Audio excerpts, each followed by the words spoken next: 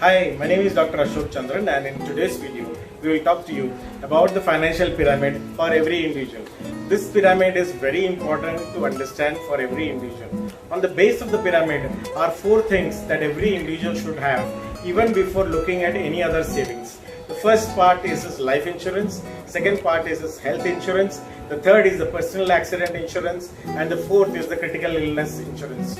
I will repeat. You need to have a term insurance or a life insurance, you need to have a health insurance, you need to have a critical illness insurance, and you need to have a personal accident insurance. This base is a must have for every individual.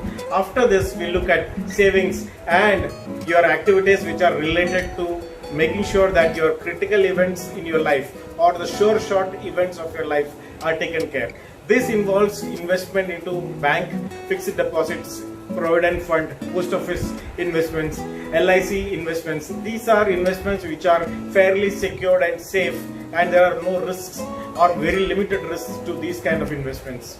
After this, you will look at growth of your investments or growth of your investments in terms of wealth creation activities, which will be primarily around mutual fund investments, equity investments, and investment in bonds. These are going to provide you the maximum rate of return in the market. So apart from these growth instruments that you have, you could look at speculation. When you have additional money to invest, you could look at speculation, which are taken care by futures and commodity markets, real estate markets, foreign exchange markets.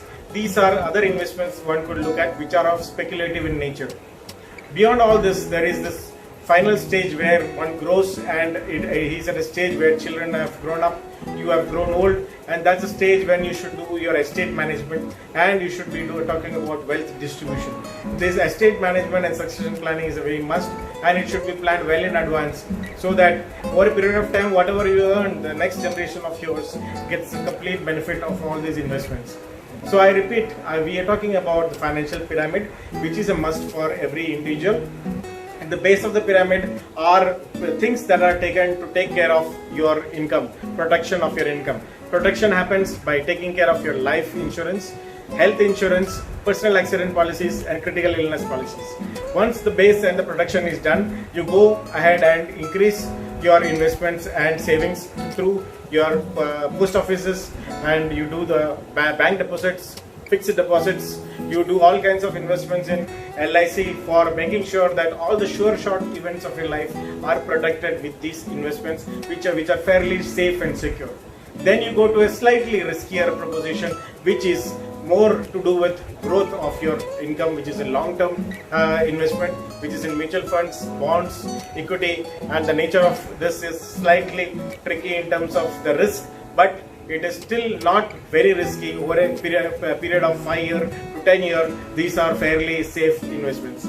Then we have speculation investments, which are futures, commodities, real estates, and other foreign exchange products.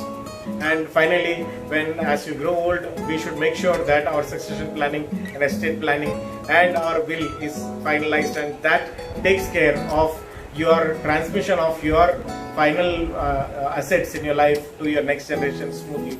Thank you so much. Thank you. I hope you enjoyed this session. Thank you.